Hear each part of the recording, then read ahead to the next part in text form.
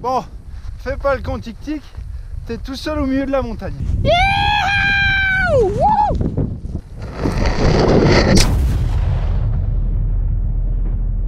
Que je vous explique le délire, là, je suis à Montréal chez ma pote d'enfance où je me suis arrêté une semaine pour me reposer. Et la semaine prochaine, j'aimerais traverser le Canada, mais pas en avion ni en bus, et pas en stop parce qu'il fait moins 20 degrés. Alors je me suis démerdé pour trouver un Canadien qui traversait le pays. Et aujourd'hui, il s'est passé un truc de dingue.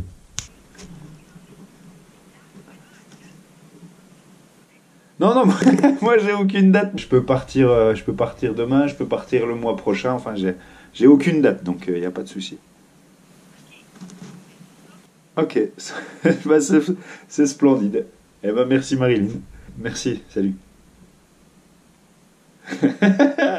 Ok. Alors ce qui se passe là, c'est que j'ai fait mes petites recherches sur Facebook, j'ai rencontré du monde à qui j'ai parlé de ce projet et qui m'ont aidé à essayer de trouver quelqu'un. Et là je viens de trouver un groupe où j'ai posté une annonce. Et 3 minutes après, une femme m'envoie un message et me dit « Bonjour, je m'appelle Marilyn. Je déménage du Québec et retourne habiter dans l'Ouest. » Et ce qui est drôle, c'est que elle retourne habiter donc à Canmore où c'est qu'il habitait avec ses enfants.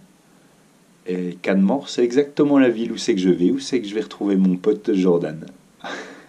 Donc voilà. J'ai un lift porte à porte dimanche qui traverse le Canada.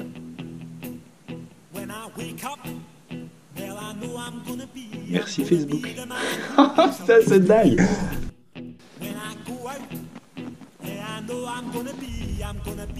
Ça y a pas à chier, hein, ça a de la gueule.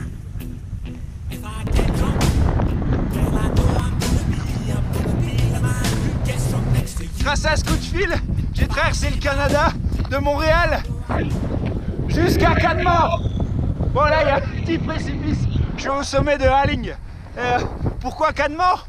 Parce qu'il y a un de mes potes, il y a 1 an et demi, il a plaqué son job et avec sa copine ils sont partis au Canada. Ils ont essayé de s'installer, trouver un boulot, un appart. Je mets leur blog dans la description, peut-être que ça pourra vous donner des idées. Bon, la traversée du Canada, c'était juste incroyable. C'est hyper plat, c'est hyper long, c'est hyper grand et il y a hyper rien du tout. Rien. Alors, je sais que t'aimes bien voir des vidéos où il y a de l'action. Je sais que t'aimes pas regarder des vidéos où il se passe rien. Mais si je te fais une vidéo de la traversée du Canada, ça ressemblerait à ça.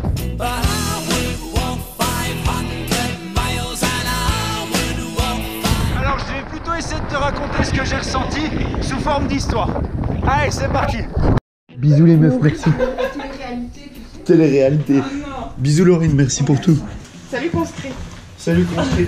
Merci de ton passage. Bonne nuit. Bonne nuit, bonne semaine, travaillez bien, bonne continuation. On se voit en France ou à l'autre bout du monde. Oui. Ciao, bye. Ciao.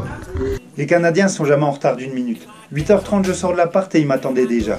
Alors je rencontre Marilyn, la mère, Akimak et Melissa, ses 2 enfants.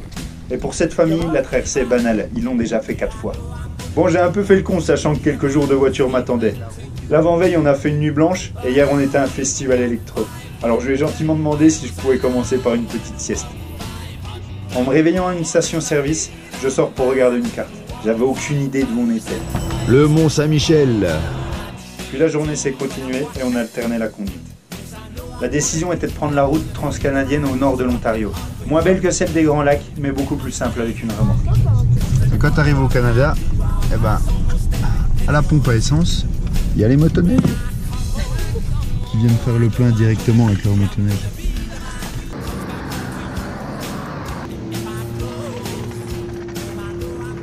Après 11 heures de conduite, la première nuit tombe. Et la radio diffuse la musique de la série How I Met Your Mother quand ils font un long trajet et que la seule musique qui fonctionne dans la voiture, c'est celle-ci.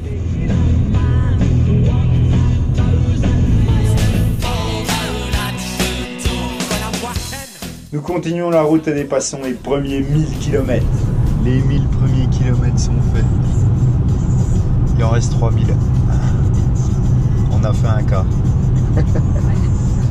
On s'arrête à Kapuskasing pour dormir dans la voiture quelques heures avant de reprendre la route. Je pense qu'on va tous bien dormir. Et demain matin, on va tous se demander où on est. Réveillé à 4h du mat par les moins 17 degrés qui transpercent ton sac de couchage, on démarre et c'est reparti. Les enfants dorment à l'arrière de la voiture. Ils loupent 4 jours d'école pour traverser le Canada. Mais c'est pas un souci, car la journée commence par un problème de maths. Le réservoir de la voiture fait 60 litres. On consomme une moyenne de 20 litres au 100, donc on peut faire 300 km. Ce qu'on ne sait pas encore, c'est que sur cette route en Ontario, il n'y a rien. C'est-à-dire que la ville d'après est dans 310 km. 310 km de nature à perte de vue, et dehors il fait moins 25 degrés ressenti à cause du vent. Du vent de face bien sûr, qui augmente notre consommation. J'avais jamais fait 300 km sans croiser une voiture ou une maison. Le voyant d'essence s'allume et c'est là qu'on se rend compte vraiment de tout ça. C'est là qu'on se rend compte qu'on est vraiment dans la merde. On croise un panneau nous disant « Prochaine ville dans 80 km ». Si mes souvenirs sont bons, sur certaines voitures on peut faire 100 bornes sur la réserve. Sachant qu'on consomme le double et que le vent est de face, je peux prédire que ça pue. Les yeux de Marilyn laissent paraître quelques larmes et mon côté positif me dit qu'on tombera bien sur une station essence. De toute façon, dès qu'on va commencer à caler, il va falloir se garer sur le côté. Et ça va bien se passer. On y croit ou on n'y croit pas? Faut y croire. Il est 7 h, le stress monte et je commence à évaluer mes chances de faire du stop avec les 3 camions qui passent toutes les heures. Les lueurs de la ville qui colorent le ciel me laissent comprendre qu'on n'est pas très loin. On va mourir à la porte. Peut-être adapté justement. Elle est où la station?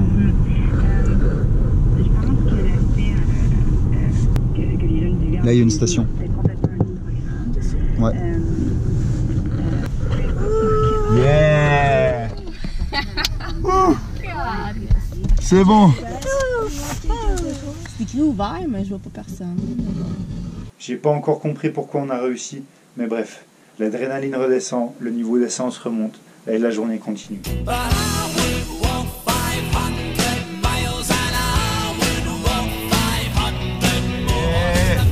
2000 km, bravo. On a fait la moitié et j'ai mal au cul. Allez, plus que 17 heures de route, c'est parti. Je vous présente Marilyn.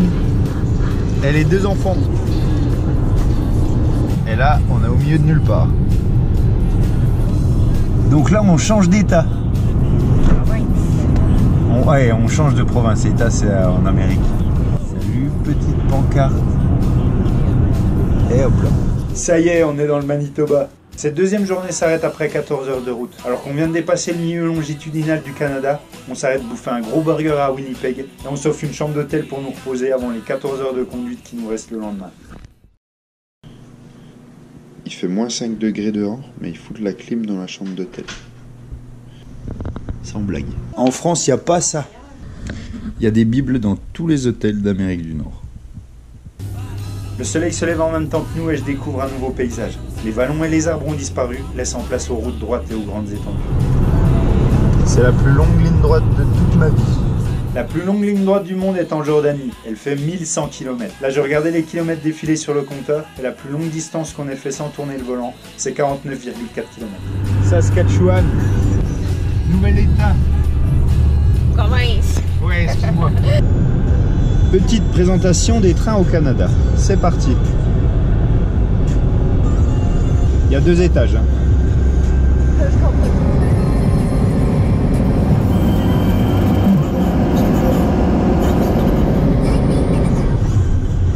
voilà la fin. Bon, vous avez compté les wagons? Combien? La météo change et les fuseaux horaires ralentissent le temps. Il n'y a rien, c'est magnifique. L'humidité des lacs du Nord caresse les plaines et gèle les prairies. Oh, et c'est trop beau. C'est incroyable. Tout est gelé. Et ça me prend en photo en plus. On est dans un décor en noir et blanc. Les routes droites s'enchaînent les unes après les autres, formant un triangle devant et derrière nous. En avançant vers l'ouest, on s'éloigne des grands lacs. L'humidité est derrière nous. On quitte la brume givrante et on aperçoit pour la première fois les rayons du soleil. Après 3 jours, la batterie de ma GoPro s'achève. Je profite avec les yeux et prends le temps de m'arrêter pour prendre quelques photos. C'est incroyable. Si là je suis pas au milieu de rien. Saskatchewan. Oh, ça va faire une photo de dingue. Cette immensité est irréelle. Pas un seul habitant au mètre carré. Des paysages de films américains et en bonus le ciel bleu qui nous suit. Quelques fermes perdues abritent les agriculteurs des temps modernes aux moissonneuses batteuses guidées par GPS. Ma batterie d'appareil photo s'épuise à la vitesse du coucher du soleil. Il nous reste 7 heures de route avant d'arriver à Canmore. 7 longues heures dans la nuit qui signent notre amitié avec Marilyn. Il est minuit, elle me dépose devant la porte chez mon pote à l'autre bout du monde et une aventure vient de se terminer.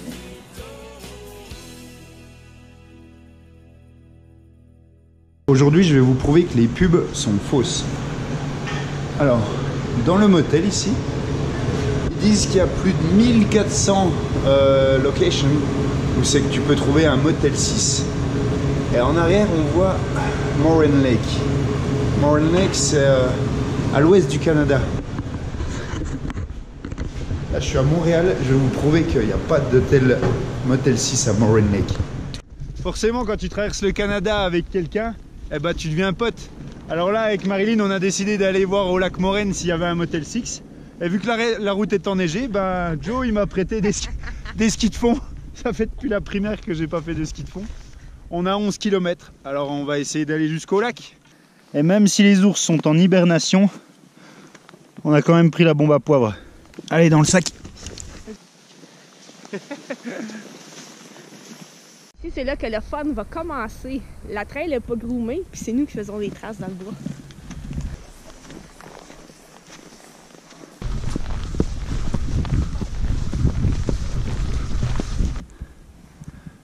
Il y a le soleil qui se lève, c'est beau. Donc là, vu qu'on vient d'arriver et qu'il y a neigé 20 cm cette nuit, on est les premiers et là ils font la deuxième trace. Hi!